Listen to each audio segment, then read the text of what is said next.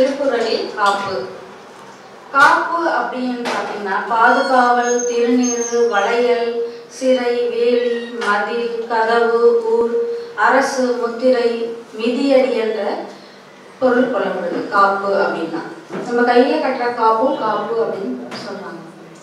இப்போ திருக்குறள்ல காப்பு அப்படின்னு பார்த்தீங்கன்னா மனித வாழ்க்கையினை செம்மைப்படுத்தி நல்லாற்றுப்படுத்தும் திருக்குறள் உலக பொதுமறை அப்படின்னு ஏன் சொல்றோம் அப்படின்னு பார்த்தீங்கன்னா நம்முடைய வாழ்க்கையில அன்றாட செயல்படுகின்ற ஒரு செயல்பாடு திருக்குறள் சொல்றதுனால மதத்தாலும் மொழியாலும் இனத்தாலும் எல்லாரும் எப்படி ஏற்றுக்கப்படுது அப்படின்னா நம்மளுடைய வாழ்க்கையில நம்ம டெய்லி வெளிநாடா இருந்தாலும் சரி உள்நாடா இருந்தாலும் சரி நம்ம வாழ்க்கையில செயலை அவர் சொல்றதுனால உலக பொதுமறையை அதனால நம்ம ஏத்துக்கிறோம் அப்படின்னு நினைக்கிறேன்.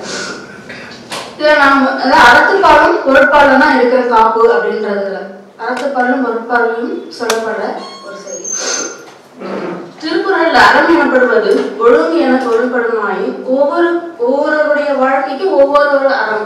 நான் செய்யறது ஒரு செயல் எனக்கு அது சரி, மற்றவங்களுக்கு தப்பா இருந்தா கூட என்னுடைய பார்வையில அது சரின்ற மாதிரி சொல்லப்படுது.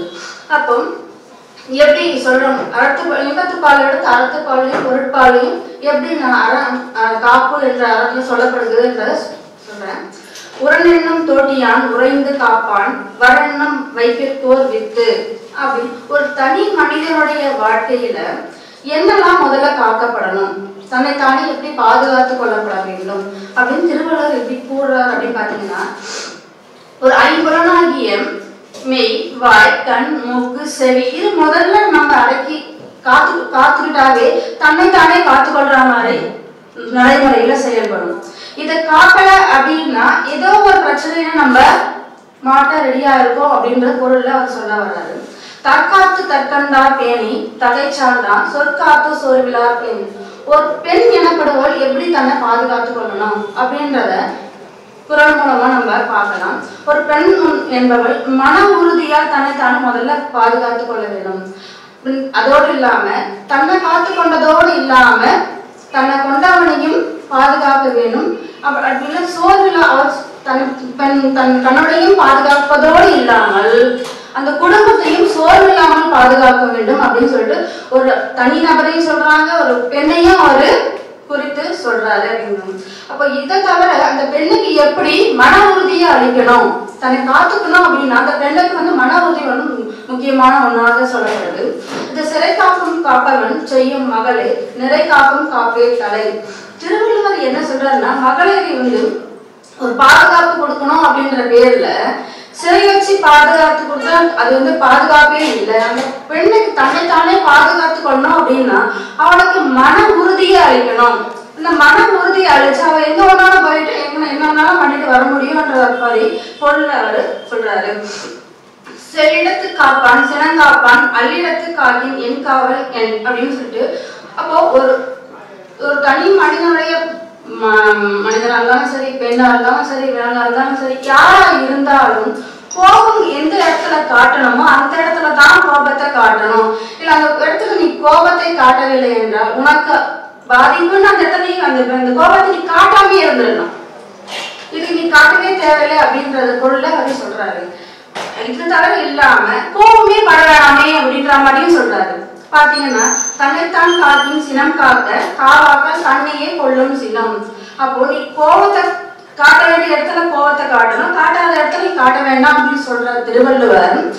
கோபமே படாம இருந்துட்டா நீ பாதுகாப்பாவே இருக்க முடியும் அப்படின்ற மாதிரி பொருள்ல சொல்ல வர்றாரு. இப்போ பொருட்பாலில் உள்ள காப்புல பாத்தீங்கன்னா அரசியல் அங்கவியல் அந்த ரெண்டு பிரிவுல எப்படி மனுஷனை ஒரு நாடு எப்படி இருக்கணும், ஒரு அமைச்சு எப்படி இருக்கணும், ஒரு ஊர் எப்படி இருக்கணும் அப்படின்ற மாதிரி சொல்ல வர்றாரு. இதுல பாத்தீங்கன்னா 57 அத்தியாயங்கள்ல சொல்லப்பட்டிருக்கு இந்த பாதுகாப்பானது எப்படி அப்படின்னு சொல்லிட்டு சொல்லப்பட்டிருக்கு. முதல்ல நான் நாடு அப்படின்னு எடுத்திருக்கேன். நாடு எப்படின்னா திருவள்ளுவர் நாடு என்பது ஒரு எல்லைக்கு உட்பட்டதாக இருக்கணும் எங்கேயுமே சொல்றாரு. அப்ப பாத்தீங்கன்னா அரண் மட்டும் சொல்றாரு. காட்டரன் மலையரன் என்ற பகுதிகளில் அரண் இப்படி இருக்கணும் அப்படின்னு பாத்தீங்கன்னா அப்போ ஒரு எல்லைக்கு உட்பட்டு இருக்கணும்ன்ற ஒரு வரையறையை மறைமுகமா அவர் சொல்லப்படுறாரு. அப்போ சமுதாயமாக கூடி மக்கள் வாழ்வதற்கு இயற்கையிடமிருந்து தன்னுடைய தேவைகளை பூர்த்தி செய்து கொள்வதற்கும் நாடு என்பது ஒரு அவசியமான ஒரு பகுதியாக கருதப்படுது. இப்ப நாடு என்னும் சொல் வந்து நிலப்பரப்பையும் நிர்வாக பிரிவையும் குறிக்கும் ஒரு சொல்லாகும். இப்ப நாடு என்னும் நாடு மட்டும் சொல்லாம கூற்றம் என்றும் ஒரு சில இடங்கள்ல சொல்லப்பட்டிருக்கும். கூற்றம் அப்படின்னு பாத்தீங்கன்னா சோழன் நீங்க சேர சோழ பாண்டியார் சாமி பார்க்கலாம். அப்ப சோழ பகுதியில வந்து கூற்றம் என்ற வார்த்தை கல்வெட்டுகள் அதிகமாகவும் பாண்டியர் பகுதியில குறைவாகவும் தொண்டை மண்டலத்தை பல்லவர் காலத்துல வந்து குறுகியும் காணப்படும் இந்த கூற்றம் என்ற சொல். அப்ப பாத்தீங்கன்னா இந்த நாடு அப்படின்னு பாத்தீங்கன்னா தொண்டை மண்டலத்துல நாடானது கோட்டமாக பிரிக்கப்படும் போது இந்த கோட்டம் தொண்டை மண்டலத்தில் 24 கோட்டங்கள் அப்படின்னு சொல்லலாம். இந்த 24 கோட்டங்கள்ல 160 நாடுகள் வருவதை நம்மளால் பார்க்க முடியும். அப்ப ஒரு நாடு வந்து எப்படி இருக்கணும் அப்படின்னு பாத்தீங்கன்னா கேடரியா கெட்டவிடத்தும் வளங்குன்றா நாடென்ற நாட்டின் தலை இருகுணரும் வாய்ந்த மயலையும் வலுகுணரும் வல்லரனின் நாட்டிற்கு உறுப்பு நாடென்ப நாடா வளர்த்தன நாடல்ல நாட வளர்த்த நாடு அப்படின்னு சொல்லிட்டு திருவள்ளுவர் வந்து சொல்லிக்கிட்டு வராங்க. இப்ப பாத்தீங்கன்னா ஒரு நாடுனா எப்படி இருக்கணும், செல்வளம் நிறைந்து இருக்கணும், வந்து இயற்கையான மனிதர்கள் வாழக்கூடிய ஒரு வளமையான பகுதியாக இருக்கணும், பாதுகாப்பான பகுதியா இருக்கணும், மற்றவர்கள் வந்து இங்க படையெடுத்து வந்தாலும் அது தற்காத்து கொள்வதற்கான அமைப்பு இருக்கணும் அப்படின்னு சொல்லிட்டு திருவள்ளுவர் இங்க சொல்றாரு. பாத்தீங்கன்னா அப்ப நாடு அப்படின்னா அந்த நாட்டை ஆளக்கூடிய மன்னன் எந்த வகையான தகுதிகளை பெற்றிருக்க வேண்டும் அப்படின்றது ஒரு வரையறை சொல்றாரு. பாத்தீங்கன்னா திருவள்ளுவர் காலத்துல முடியாட்சி தான் இருந்தது, கோணாட்சி கிடையாது. ஆனா அவரு பொதுவான சட்டத்திட்டங்கள் தான் சொல்லிட்டு வர்றாரு. முடியாட்சி போகணும் அப்படின்னு சொல்லிட்டு பொதுவான கருத்துக்கள். அப்ப என்ன சொன்னது இன்னைக்கு அது பொருந்த வகையில் அமைந்துள்ளதுன்னு பார்க்கலாம். அப்ப பார்த்தோம்னா திருவள்ளுவர் காலத்துல கோணாட்சி முறை எப்படி இருந்த குடியாட்சியின் சாயில் வந்து சொல்லப்பட்டிருக்கும். அரசனே நாட்டின் முதல்வன், அவனே வந்து உயிர், அவனே வந்து மக்களின் பாதுகாவலன் அப்படின்னு சொல்லப்பட்டிருக்கு. அப்ப தமிழ்நாட்டில் அந்த சேர சோழ பாண்டிய அந்த பல்லவா அந்த காலகட்டத்துல இப்படி சொல்லப்படும் போது இந்த கருத்தான இன்னைக்கும் வருது அப்படின்னா பொதுவாக இருக்கிறதுனாலதான் எல்லா காலத்தும் அது நின்று நிற்கிறது. அப்ப அரசருடைய கடமைகள்லாம் என்ன, உடைமைகள் என்ன, பண்புகள் என்ன, பணிகள் என்ன அப்படின்னு சொல்லிட்டு தனித்தனியா விவரித்து சொல்லிட்டு வர்றாரு. அப்ப பாத்தீங்கன்னா படைக்குடி ஊழ் அமைச்சு நட்பரன் ஆறும் உடையான் அரசருள் ஏறு அப்படின்னு சொல்லிட்டு சொல்றாரு. இந்த படை குடி கூழ் அமைச்சு நட்பு அரண் என்னும் இந்த 6 பெற்றிருந்தா ஒரு அரசன் வந்து தலை சிறந்த அரசனாகும். அதை அவனே சிங்கம் போன்றவன் ஏறு அப்படின்னு அவர் தெளிவா வந்து சொல்லியிருக்காரு. இது அரசனுடைய உறுப்புகள் அல்ல, இது அவனுடைய உடைமைகள் அப்படின்னு சொல்லிட்டு சொல்லப்படுது. இப்ப பாத்தீங்கன்னா அரசன் எப்படி இருக்கணும், சங்க காலத்துல அரசன் எப்படி தந்தைக்கு பின் தனையன் தான் ஆட்சிக்கு வரணுன்ற ஒரு வரைமுறை வந்து வச்சிருந்தாங்க. தந்தை ஆட்சி இருக்கும்போது ஒரு 10 வருஷத்துக்கு முன்னாடியே என்ன பண்ணுவோம், முதல் பையனுக்கு இளவரசன் என்ற பட்டம் கட்டி ஆள செஞ்சிருவாங்க. அப்ப தந்தைக்கு பின்னாடி அவனுடைய பாதுகாப்பு எப்படி இருக்கணும், ஒரு நாடான பாதுகாப்பா எப்படி இருக்கும்னு பார்த்தேன். எனக்கு அப்புறம் இவன் தான் அரசன் அப்படின்ற ஒரு வரைமுறையே கொண்டு வந்துடுறாங்க. கொண்டு வரும்போது தந்தை என்னெல்லாம் பண்ணிட்டு இருக்கானோ அதையும் என்ன பண்ணுவான், பையன் வந்து தானாவே கத்துக்கிட்டு வருவான். கத்துக்கிட்டு வரும்போது பாத்தீங்கன்னா தந்தைக்கு அப்புறம் வந்து மகன் வந்து ஆட்சிக்கு வந்து உட்கார சூழ்நிலை அமைந்திருந்தது. அதே மகன் தந்தை இருக்கும் காலத்திலேயே வந்து பாத்தீங்கன்னா தந்தைக்கு தெரிஞ்சோ அல்ல தெரியாமலும் ஒரு தன் நாட்டின் மீது படையெடுத்து வரும்போது தற்காத்து கொள்வதற்கான பயிற்சி அவனுக்கு தொடர்ந்து அளிக்கப்பட்டு வருகிறது. அப்ப அவன் பெற்ற வெற்றியானது தந்தையின் வெற்றியாகவும் இல்லது தனையனுடைய வெற்றியாகவும் கல்வெட்டுகளில் வருவதை நீங்க பார்க்கலாம். சோ அந்த வெற்றி ஒரே காலகட்டத்தில் 2 பேரும் ஆட்சி செய்யும் போது ஒரே காலகட்டத்தில் நடக்கும் போது இவன் கல்வெட்டுல பாத்தீங்கன்னா என்னுடைய மகனுடைய இன்னும் காலத்தில் என் மகன் வெற்றி பெற்றான் அப்படின்னு சொல்லிட்டு இதுல பாத்தீங்கன்னா விஜயாவின் காலத்துல இருந்தும் நீங்க ஆதித்தன் காலத்திலும் கல்வெட்டுகளை நீங்க பார்க்கலாம். விஜயாலனுக்கு வந்து வயது முதிர்ச்சியின் காரணமாக ஆதித்தனுக்கு இலவச பட்டம் கட்டப்பட்டிருக்கும். சோ ஆதித்தன் பாத்தீங்கன்னா ஆதித்தன் காலத்துக்கும் தொண்டை மண்டலமானது சோழர் ஆட்சி தொண்டை மண்டலத்துல விரிவுபடுத்தப்படும். சோ அப்ப இந்த 2 கல்வெட்டிலும் பாத்தீங்கன்னா தந்தையின் வெற்றியாகவும் சொல்லப்பட்டிருக்கும், பையனுடைய வெற்றியாகவும் சொல்லப்பட்டிருக்கும் இந்த ஒரே காலகட்டத்துல பாத்தீங்கன்னா. அப்போ ஒரு நாடானது எப்படி வளமையா பாதுகாப்பா இருக்கணும்ன்றது ஒரு அரசின் கையில தான் இருக்குதுன்றத திருவள்ளுவர் வந்து சொல்றாரு. அரசனுடைய பண்புகள் அப்படின்னு சொல்லிட்டு பார்க்கலாம். நாட்டிய அரசனுக்கு இந்த 6 மட்டும் இருந்தா மட்டும் போதாதுங்க. சிறந்த பண்பாளனா இருக்கணும். பண்பு இருந்தா மட்டுமே ஒரு ஆட்சியானது நிலையானதாக இருக்கும். யார் எப்ப போய் பார்த்தாலும் பார்க்கக்கூடிய தன்மை உடையவனாக இருக்கணும் அப்படின்னு சொல்றாரு. அப்போ மன்னன் மட்டுமே எல்லா பணியுமே செஞ்சிட முடியாது. காவற்பணி என்பது முக்கியமான ஒரு பணியாக கருதப்படுது. அரசுடைய பணி குறிப்பிடத்தக்கது காவற்பணி. இது தலையாய பணி நாட்டு மக்களை காப்பதாலே அவனுக்கு அடுத்த பேர் பாத்தீங்கன்னா காவலன் என்றே சொல்லப்படும் மன்னன். அப்போ இறை காக்கும் வையகம் எல்லாம் அவனை முறை காக்கும் முற்றாச் செய்யும். முறை செய்து காப்பாற்றும் மன்னவன் மக்களுக்கு இறை என்று வைக்கப்படும். இந்த குறள்களின் மூலமாக மன்னனுடைய காவற்பணி எப்படி இருக்கணும் அப்படின்னு சொல்லிட்டு திருவள்ளுவர் கூறுகிறார். இப்போ பகை மன்னர் எடுத்த மக்களை ஒரு அரசன் பாதுகாக்க வேண்டும்னா அவனுக்கு 3 வலிமையா இருக்காங்க. ஒண்ணு படை வலிமை, 2வது பண வலிமை, 3வது அரண். இந்த 3 இருந்தா மட்டுமே ஒரு நாட்டை அவனால பாதுகாத்துக் கொள்ள முடியும். இதுல ஒண்ணு குறைஞ்சா கூட அவனால பாதுகாத்துக் கொள்ள முடியாது அப்படின்னு சொல்றாரு. குடிமக்களை பகைவரிலிருந்து காப்பதோடு அவர்களுடைய பணி மன்னனுடைய பணி முடிவடைந்தது. மக்கள் ஏதோ ஒரு சூழ்நிலை மக்கள் பாதிக்கப்பட்டா அவங்களுடைய வாழ்க்கை தரனை உயர்த்தி கொள்வதற்கு வழிவகை செய்ய வேண்டும் அப்படின்னு சொல்லிட்டு சொல்லப்பட்டது. குழந்தையை எப்படி தாய் பாதுகாக்கிறாங்களோ அது மாதிரி மன்னன் மக்களை பாதுகாக்க வேண்டும் என்று திருவள்ளுவர் சொல்லியிருக்கார். பாத்தீங்கன்னா குடிப்புறம் காத்து ஓம்பி குற்றம் கடித்தல் வடுகண்டு வேந்தன் தொழில் என்று சொல்லப்பட்டிருக்கு. மன்னன் பண்புகள் இருந்தா பண்ண முடியாது. இல்ல அந்த 6 அரண் இருந்தாலும் மன்னன் செயல்படலாம் அப்படின்னு நினைக்க முடியாது. அவனுக்கு ஆட்சி திறன் இருக்கணும். ஆட்சி திறன் இல்லை அப்படின்னா மன்னன் நிலைத்து அந்த அரச பரம்பரை நிலைத்து நிற்க முடியாது. அது பாத்தீங்கன்னா பல்லவர் காலத்துல அபராஜனுக்கு அப்புறமா ஆட்சி திறன் இல்ல. என்ன காரணம்? வலிமை, அவனுக்கு வலிமை இல்ல. அப்ப பல்லவர் அப்படின்னு முடிவடையும் போது சோழர் உள்ள வராங்க, விஜயாலயம் உள்ள வந்தாலும், ஆதித்தன் உள்ள வந்தாலும், அதுக்கப்புறம் பல்லவன் காலகட்டத்தில் ஆட்சியானது விரிவாக்கப்படுது சோழர் காலத்துல. அப்போ அவனுக்கு ஆளுமை திறன் இல்லை என்றால் ஆட்சி பரம்பரையானது நிலைத்து நிற்பதற்கு வாய்ப்பில்லை. அது மாதிரிதான் சொல்றாரு. நாட்டு மக்களின் நலன் கருதி அரசு நடத்தும் அரசர் தாமே எல்லா பணிகளையும் செய்துவிட முடியாது.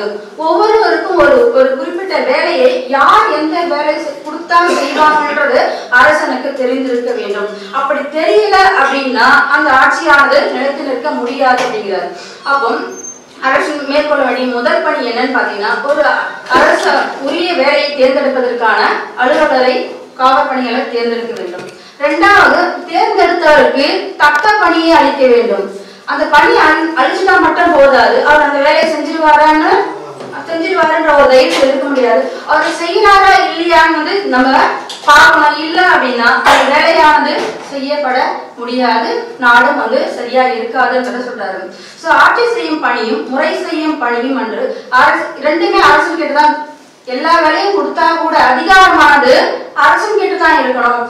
வேறொருத்தர்கிட்ட இருந்து ஆட்சி ஒருத்தர்கிட்ட அதிகாரம் ஒருத்தர்கிட்ட இருந்தாக்கா அந்த வேலையானது இன்னைக்கும் சரி அந்த நாளையும் சரி அந்த செயலானது முடியாது அப்படின்றத சொல்றாரு.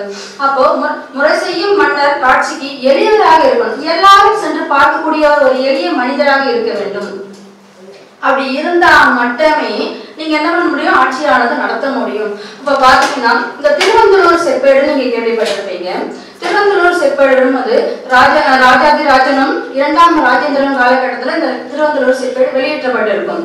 ஒரு மன்னன் ஆட்சியில படைமரத்துல இருக்கும் போது இறந்துட்டான் அப்படின்னா அடுத்தது 2ஆம் ராஜேந்திரன் அந்த போர்க்களத்துல என்ன பண்ணுமா?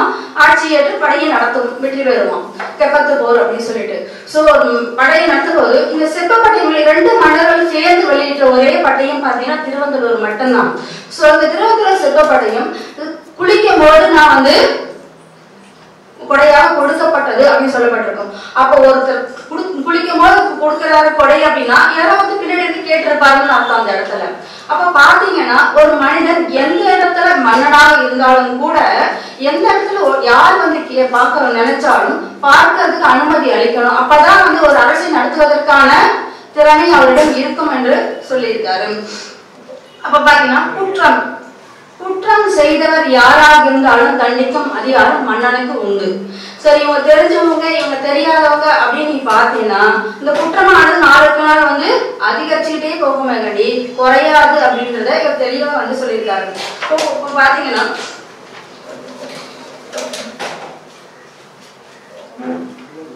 தக்காங்கு நாடி தலை செல்ல வண்ணத்தால் ஒத்தாங்கு வருவது வேந்து கடிது வச்சு மெல்ல எளிய நெடுகு ஆக்கம் நீங்காமல் வேண்டு பகர்.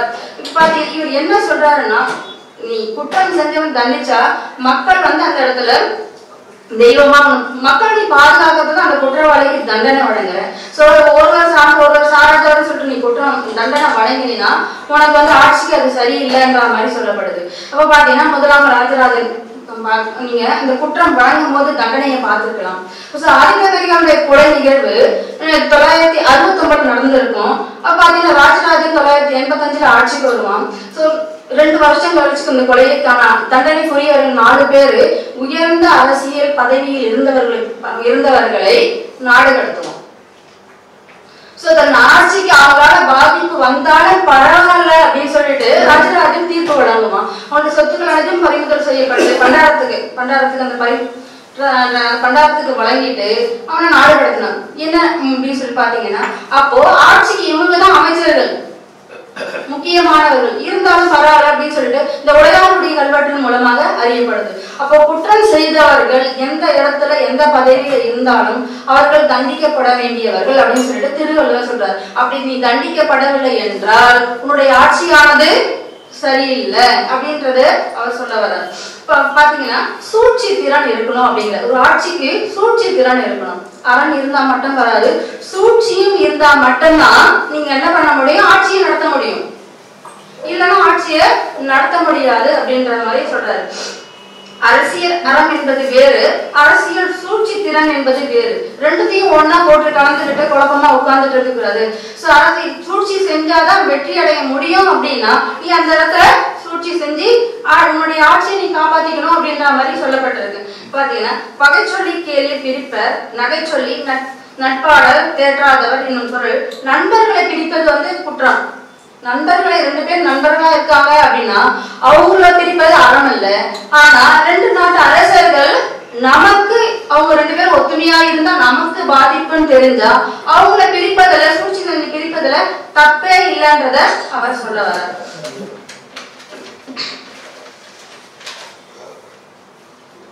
பிரித்தாலும் பேணி கொள்ளலும் பிரிந்தால் பொருந்தலும் வல்லது அமைச்சு.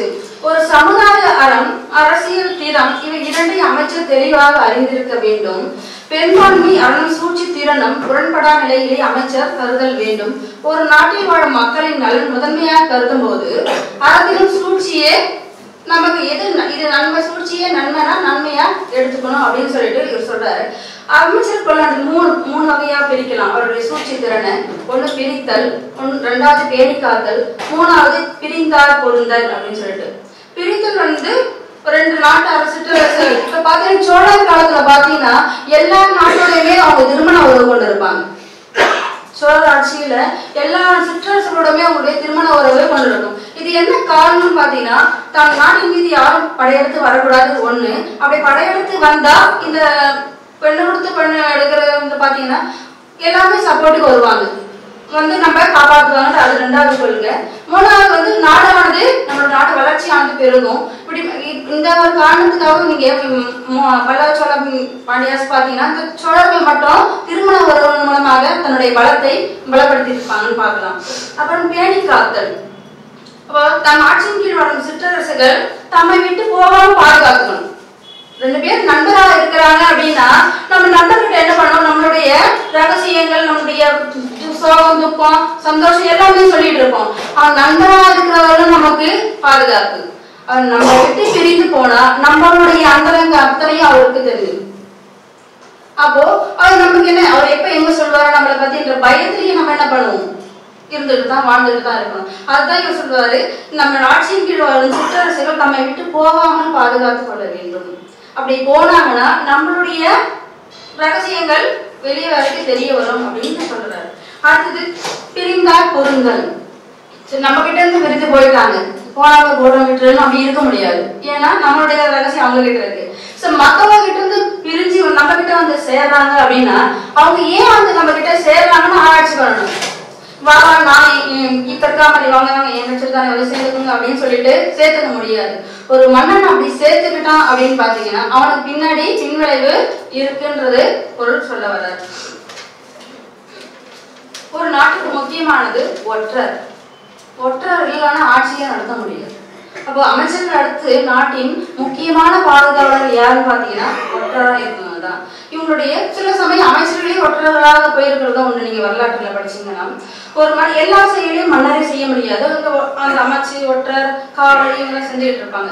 திருவள்ளுவர் எப்படி சொல்றாரு பாத்தீங்கன்னா ஒற்றும் உரை சான்றா நூலும் இவை இரண்டும் தெற்கண்க மன்னவன் கண் என சிறப்பிக்கப்படுகிறார். ஒரு மன்னவனுக்கு முக்கியமான கண் கொண்டவர் யாருன்னா ஒற்றர் தான். இவங்க எப்படி இருக்கணும்னு பாத்தீங்கன்னா ஒற்றர் இவங்க எவ்வளவுதான் விழிப்போடு செயல்பட்டாலும் எங்கேயாச்சும் ஒரு இடத்துல மாட்டிப்பாங்க. அப்படி மாட்டிக்கிட்டா உயிரே போனாலும் சொல்லக்கூடாது. நம்ம ரகசியத்தை நாட்டோட ரகசியத்தை சொல்லக்கூடாதுன்றது அந்த ஒற்றனுக்கு தெளிவா தெரிஞ்சிருக்கணும் தான் ஒற்றனா வச்சிருக்கணும். ஒரு அடி கொடுத்தவொடனே எல்லா ரகசியத்தையும் சொல்றவன வச்சிருந்தா ஒற்றன் பயனே இல்லை, ஒரு நாடானது அழிஞ்சு போகும் அப்படின்ற மாதிரி சொல்லப்பட்டிருக்கு. இதுல தொழில்படைன்றது சிறப்பு வாய்ந்த ஒன்று. ஒற்றர்லயே தொழில்படையினர் வந்து சிறப்பு வாய்ந்த படையினராக சொல்லப்படும். அழிவு இன்று அரை போகாத ஆகி வழி வந்த வன் கனது வேர் படை என வள்ளுவம் குறிப்பிடுது. தொழில் படை பாத்தீங்கன்னா சோழர் ஆட்சியிலேயே சொல்லலாம் தொழில் படை அப்படின்னா. அப்போ விஜயாலயன் ஆட்சி அமைக்கும் போது வயது முதிர்ச்சி அவங்க நாடு விரிவுபடுத்தணும் அப்படின்னா இந்த சேரர் படையினருக்கு நம்பூதிரிகள் வேலியர்கள் இவங்களதான் வந்து பக்கபலமா வச்சிருக்காங்க. இப்ப ஆதித்தன் காலத்துல இவங்க சொல்றதுதான் வந்து ஆட்சிக்கு வலிமை சேர்க்கப்படுவார் ஒரு அமைச்சாக வந்து சொல்லப்பட்டிருக்கு. அப்ப பாத்தீங்கன்னா உறுதுணையாக இருந்து இவங்க பாத்தீங்கன்னா ஆதித்த சோழன் வந்து ஸ்தானரவி அப்படின்ற ஒரு அமைச்சன். ஆதித்த சோழன் நட்புறவு கொண்டு அந்த நாட்டு விக்கியன் என்ற படைத்தலைவன் உதவியால் தான் சோழ பேரரசையை விரிவுபடுத்தலாம். ஸோ அந்த விக்கியன் நம்முடைய பொண்ணதான் வந்து பராந்தக சோழனுக்கு திருமணமா முடிச்சிருப்பாங்க. ஸோ இவங்க தான் அமைச்சர்கள். சோழ ராஜ்யத்துல அமைச்சர்கள் உயர்ந்த பதவிகள் படைத்தலைவர்களும் அமைச்சர்களாக இருந்தவர்கள் இந்த சேர நாட்டு நம்பூதிரிகளும் வேலியர்களும் தான். இவங்க வச்சதுதான் சட்டம். இவங்க யார் அடுத்த இளவரசர் இவங்க தான் முடிவு செய்யறது. நீங்க வரலாற்று படிச்சு பாத்தீங்கன்னா தெரியும். இது யாரு சொல்றது பார்த்தா தில்லைத்தானம் கல்வெட்டு சொல்றது. அப்போ யார் இந்த ஒரு முக்கியமான இது பாத்தீங்கன்னா ராஜாதித்தன் தக்கோட போர்ல 949 இறந்து போயிடுவான். ராஜாதித்தன் வந்து பராந்தகனுடைய முதல் பையன். ராஜாதித்தன் தக்கோட போர்ல இறந்து போயிடுவான். இவனை உடல் இருந்து காப்பாற்ற முடியலையேன்ற அந்த அமைச்சன் என்ன பண்ணுவான், துறவரம் அமைச்சர் பதவியை எனக்கு வேணாம்னு சொல்லிட்டு துறவரம் போயிடுவான். அது எந்த கல்வெட்டு சொல்லணும், திருவொற்றியூர் கல்வெட்டு வந்து சொல்லப்படுது. ஸோ அவ்வளோ ஒரு வந்து மன்னனை காப்பாற்றல அப்படின்னா நான் எனக்கு தேவையே இல்லை, இந்த பதவி எனக்கு தேவையில்லை, தூக்கி எறியறதுக்கு இந்த தொழிற்படையினர் வந்து முக்கியமானது பரம்பரையா வரவங்க. தொழிற்படையினர் எனக்கு அப்புறம் என் பையனுக்கு அப்புறம் இந்த இப்படி இருக்கிறவங்க ஒரு நாடானது எப்படி இருக்கணும்ன்றது ஒரு வரையறை. இவங்க வந்து சாதாரண கல்வி அறிவு உடையவர்களா இல்ல, சாலையில படித்த மனு தர்ம சாஸ்திரங்களும் வந்து படித்தவர்களாக இந்த தொழிற்படையினர் இருக்கிறார்கள். இந்த மன்னனை பாதுகாப்பது என்னுடைய பணி. அப்படி இல்லை அப்படின்னா எனக்கு இந்த உயிர் தேவையில்லைன்ற மாதிரி துச்சமா வந்து வெள்ளம் குமரன்ற ஒரு தளபதி வந்து தூக்கி போட்டு போனதாக திருவொற்றியூர் கல்வெட்டு சொல்லப்பட்டிருக்கு. அப்போ படை அமைப்பு எப்படி இருக்கும்? ஒரு நாட்டின் உயிர் நாடி வந்து படைதான். இதெல்லாம் யானைப்படை, குதிரைப்படை, தேர்ப்படை, காலாட்படை எல்லா படையும் சொல்லப்பட்டிருக்கு. இப்படைகள் வந்து பாத்தீங்கன்னா ஆற்றலும் அடற்றலையும் பெற்று மிளிர வேண்டும். ஒரு படையானது எதிரி வந்தா அடிக்கக்கூடியதா இருக்கணும், இல்ல வந்த எதிரிய பாதுகாத்துக் கொள்ளக்கூடிய நிலைமையிலையும் இருக்கணும். ரெண்டும் சிறந்து இருந்தாதான் ஆட்சியானது செய்ய முடியும் அப்படின்னு சொல்லிட்டு திருவள்ளுவர். இப்ப பாத்தீங்கன்னா அடல்தகையும் ஆற்றலும் இல்லெனினும் தானே படைத்தகையால் பாடும் பெறும் குரல் வழியா திருவள்ளுவர் சொல்றாரு. எவ்வளவுதான் ஆற்றல் இருந்தாலும் இந்த அடற்றகை இல்லை அப்படி இல்லைன்னா இந்த மன்னனுக்கு படை வலிமை இருக்கவே இல்லாது. சரி, நீ போய் அடிச்சுட்டு வந்தா கூட உன்னை திரும்பி வந்து அடிக்கிறவன நீ என்ன பண்ண, தடுக்கிறதுக்கு வலிமை இருக்கணும் அப்படிங்கிறது. அப்படி இங்க இருந்து ஒருத்தர் அடிக்க போகும்போது இன்னொருத்த வந்து உன்னை இங்க அடிச்சுட்டு போயிடும். அப்படி இல்லை அப்படின்னு பாத்தீங்கன்னா நீ என்னது வலிமை இல்லாத அரசாதான் இருக்க முடியும். இப்ப ரெண்டும் உனக்கு இருந்தா ஒழிய உன்னால வந்து ஆட்சி செய்ய முடியாது அப்படிங்கிறாரு. அப்ப பாத்தீங்கன்னா எவ்வளவு ஒரு ஆட்சி திறமையோட படத்தலைவர் இருக்கணும் அப்படின்னு பாத்தீங்கன்னா சோழ ராஜ்யத்தை தான் சொல்றான். ராஜராஜன் ஆட்சி காலத்துல பாத்தீங்கன்னா இந்த கப்பம் என்ற போர் வந்து முக்கியமான போர். இந்த போர் காலத்துல வந்து பாத்தீங்கன்னா 4 போர் நடந்திருக்கும் அவன் காலத்துல. ராஜாதிராஜன் காலத்துல கம்பெலிய போர், பூந்தூர், மணப்பை, கப்பத்து போர் சொல்றாங்க. இந்த கப்பத்து போர் வந்து முக்கியமான போர். இந்த கிருஷ்ணா நதிக்கரையில நடக்கும். இந்த சாளுக்கியர்களுக்கும் சோழர்களுக்கும் நடக்கின்ற போர். அதுல என்ன பண்ணுமா, ராஜாதிராஜன் யானை மீது இருக்கும்போது ஒரு அம்பு பட்டு யானை மேல இருந்தபடியே செத்து போயிடும்.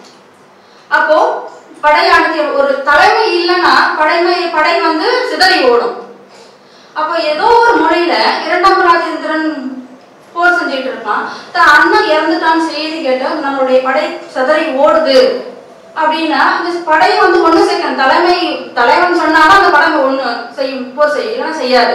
அப்ப வந்து காக்கணும்னா அப்ப வந்து 2ஆம் ராஜேந்திரன் அந்த அந்த அந்த போர்க்கள இடத்துக்கு வந்து அஞ்சேல் நான் இருக்கிறேன் அப்படின்னு சொல்லிட்டு படை எல்லாம் வழங்கி அந்த போரை வந்து வெற்றியடை செய்வோம்.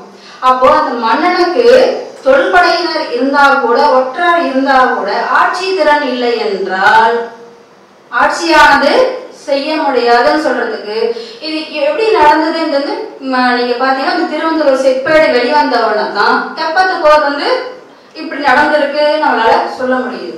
2010 தான் அந்த செப்பேடு கிடைச்சது. இந்த செப்பேடு அதுக்கப்புறம் அதே மணிமங்கலம் கல்வெட்டுல பாத்தீங்கன்னா இந்த கப்பத்து போர் முடிச்சுட்டு 2ஆம் ராஜேந்திரன் வரும்போது மணிமங்கலம் வழியா வரும்போது இந்த மணிமங்கலம் பெருமாள் கோவிலுக்கு நான் வந்து குடை கொடுத்தேன். இந்த கெப்பத்து போர் வரும் வழியில இந்த மணிமங்கலம் கோவிலுக்கு நிலம் தானம் கொடுத்தேன்னு சொல்லிட்டு இந்த போர்லாம் சொல்லி தான் தானத்தை வெற்றி நினைவாக இந்த கோவிலுக்கு நான் கொடுத்துட்டு போறேன்னு சொல்லிட்டு போறதான் கல்வெட்டு சொல்லப்பட்டிருக்கு. அப்போ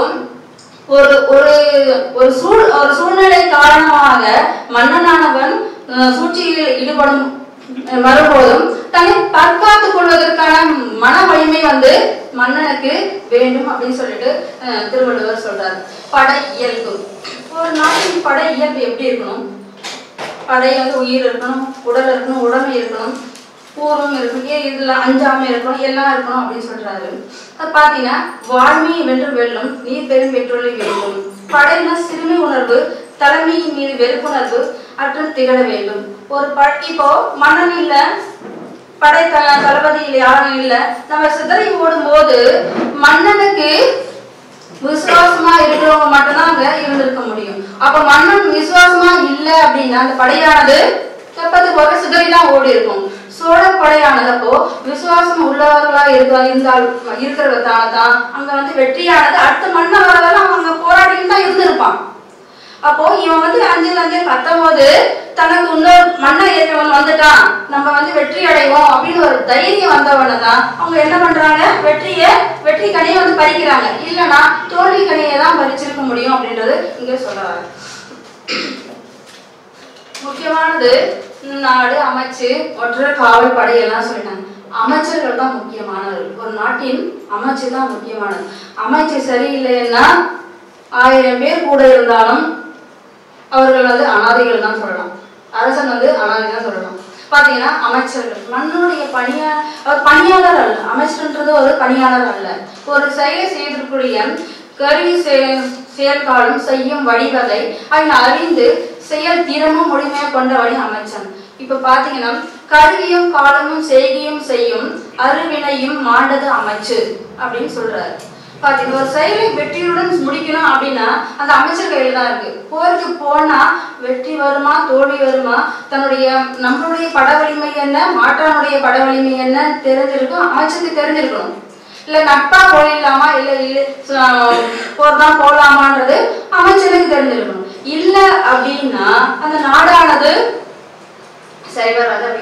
அமைச்சன் அமைச்சு தன்மையும் குடி காத்தலும் கல்வி அறிவும் முயற்சியும் அமைச்சனுக்கு இன்றியமையாத ஒன்று.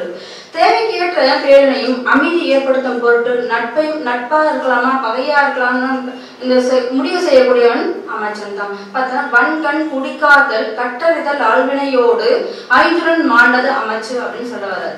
ஒரு அமைச்சனுக்கு இதெல்லாம் இருந்தா மட்டும் போதாது, இயற்கையான ஒரு நுண்ணறிவும் வேண்டும், நூலறிவும் வேண்டும், அறத்தினை உணர்த்தும் சூழ்ச்சி திறனும் வேண்டும். இதெல்லாம் இருந்தாதான் அமைச்சன், இல்லைன்னா அமைச்சன் இல்லை அப்படிங்கிறாரு.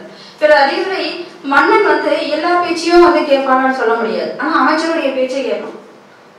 அது சொல்றது எப்படி சொல்லணும்னா வலியுறுத்தி சொல்லணும் அப்படிங்கிறார். அமைச்சராக இருக்கவன் இது சரி இது தப்புன்றது சொல்லக்கூடிய திறன் வாய்ந்தவனாக அமைச்சன் இருக்க வேண்டும். அப்படி இல்லைன்னா அவனுக்கு அமைச்சனாக தகுதி இல்லை அப்படின்னு. இப்ப அரசனுக்கு உண்மை உள்ளவனாக இருக்கணும். அமைச்சன் என்கிறவன் அரசனுக்கு உண்மை உள்ளவனா இருக்கணும். நன்கு ஆராய்ந்த அரசனுக்கு துணை செய்வனாகவும் இருக்கணும் அமைச்சன். அவங்க தீங்கு செய்யக்கூடிய எத்தனை பேர் 1000 பேர் இருந்தாலும் அமைச்சன் அவங்க ஒருத்தன் நல்லவனா இருந்தா அந்த அரசாங்கம் சரியா செயல்படுத்த முடியும். 1000 பேர் அரசருக்கு நல்லவனா இருந்தும் ஒரு அமைச்சன் தீவனா இருந்தா அரசானது நடத்த முடியாது அப்படின்றத சொல்ற. அமைச்சன் பிறப்பிலேயே உயர்ந்த பண்பு உடையவனா இருக்கணும். ஒரு உயர்வு அமைச்சர் தொழில் பிறப்புரிமையால் வருவது போன்றவை குறிப்பிடப்படவில்லை. எத்தனை அமைச்சர்கள் தேவை, எவ்வித தொழில்கள் செய்வார்கள் என்பதெல்லாம் திருவள்ளுவர் சொல்லலாம். திறமை உண்மை அரசன் குடிமக்கள் ஆகியோர் மாட்டும் அன்பு மற்றும் உடையவன் சொல்லை அரசன் எதிரில் தட்ட முடியாது என்று குரல் சொல்லுது. இப்ப பாத்தீங்கன்னா சோழ வரலாற்றுல ஒரு நான் எதுக்கு சோழ வரலாறு எடுக்கிறேன்னா பல்லவர் பாண்டிய சொல்றத விட சோழ வரலாறு சொன்னா அந்த காப்புக்கு வசதியா இருக்கும்ன்றதுக்காக சொல்லிட்டு வரேன்.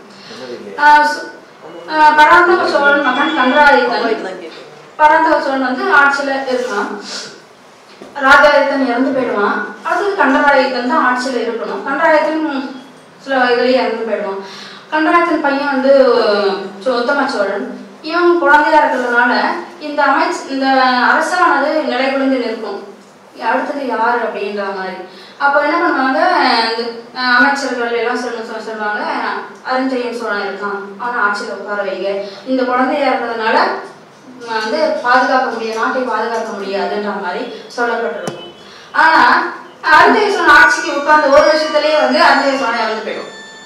இப்ப மறுபடியும் ஒரு பிரச்சனை வரும். நாடானது பாதுகாப்பான நிலையில் இல்லை, என்ன பண்றது அப்படின்னும் போது என்ன பண்ணுமா, அரிஞ்சய சோழனுடைய பையன் சுந்தர சோழனை உட்கார வைங்க அப்படின்னா சுந்தர சோழன் உட்கார்ந்துடும் ஆட்சியில. உட்கார்ந்த உடனே அது உட்கார்ந்து ஆட்சி பண்ணிக்கிட்டு வருவான். இப்போ இங்க கண்டராதித்தனுடைய பையன் உத்தம சோழன் 12 வயசு வந்துடும். இப்போ இவனுக்கு அப்புறம் இவன் ஆட்சிக்கு வரணும். சுந்தர சோழனுக்கு அப்புறம் ஆதித்த கரிகாலன் வரணும், அருண்மொழி 2 பையனுங்க. யார் ஆட்சிக்கு வரணும், ஆதித்த கரிகாலன் ஆட்சிக்கு வரணும். இப்ப இவனுக்கு இந்த பதவியை கொடுத்தாலும் இது யாரு முடிவு செய்யுதுன்னு பாத்தீங்கன்னா இந்த அமைச்சர்கள் தான் முடிவு செய்வாங்க. இதே மாதிரி பல்லவர் காலத்திலயும் நடந்திருக்கும், பாண்டியர் காலத்திலயும் நடந்திருக்கும். யார் முக்கியமானவர்கள் என்றதை இந்த கல்வெட்டுகள் சொல்லப்பட்டிருக்கு. இத இத சுந்தர சோழனுக்கு அப்புறம் ஆதித்த கரிகாலன் கொல்லப்பட்டிருக்கான். அடுத்தது ராஜராஜன் வரமாட்டான். அடுத்தது உத்தம சோழன் ஆட்சிக்கு வருவான். இதை முடிவு செய்தவர்கள் யாருன்னு பாத்தீங்கன்னா இந்த அமைச்சர்கள் தான். இவனுக்கு அப்புறம் இவன் தான் ஆட்சி பதவியில இருக்கணும்ன்றத முடிவை சோழ வரலாற்றில் எடுக்கப்பட்டிருக்கும். அதே மாதிரி பாத்தீங்கன்னா முதலாம் ராஜராஜன் 4 பசங்க. ஆட்சி ராஜாதிராஜன், 2ஆம் ராஜேந்திரன், ராஜபாகேந்திரன் அப்படின்னு சொல்லி வருவாங்க. அப்ப வீரராஜேந்திரன், இந்த 4 பசங்க. 4 பசங்களே திறமையானவங்க தான். இருந்தாலும் முதலாம் குலோத்துங்கன் ஆட்சிக்கு வருவான். பாத்தீங்கன்னா யார் இதுக்கு முக்கிய காரணம் பாத்தீங்கன்னா இவங்க நிலையற்ற ஆட்சி 970 973 வரை சோழ வரலாற்றுல எந்த கல்வெட்டுமே இல்லை, யாருமே ஆட்சி செய்யல. நாடு ஆனது ஒரு குழப்பமான சூழ்நிலையில போய்கிட்டு இருக்கு. இந்த அமைச்சர்கள் சொல்லுவாங்க அப்ப என்ன இது மாதிரி சோழ அரச ஆண் வாரிசு இருக்கிற இடத்துல ஆட்சி பண்றதுக்கு தகுதியான ஆள் இல்லை. அப்போ இப்ப முதலாம் குலத்துக்கும் இங்கதான் தஞ்சாவூர் தான் வளர்ந்துகிட்டு இருப்பான். அங்கேயே கல்யாணம் பண்ணுவான். அங்கேயே அவன் சாலைக்கு வேங்கி மன்னனாக இருந்தாலும் கூட வேங்கிக்கு அவன் போனதே கிடையாது.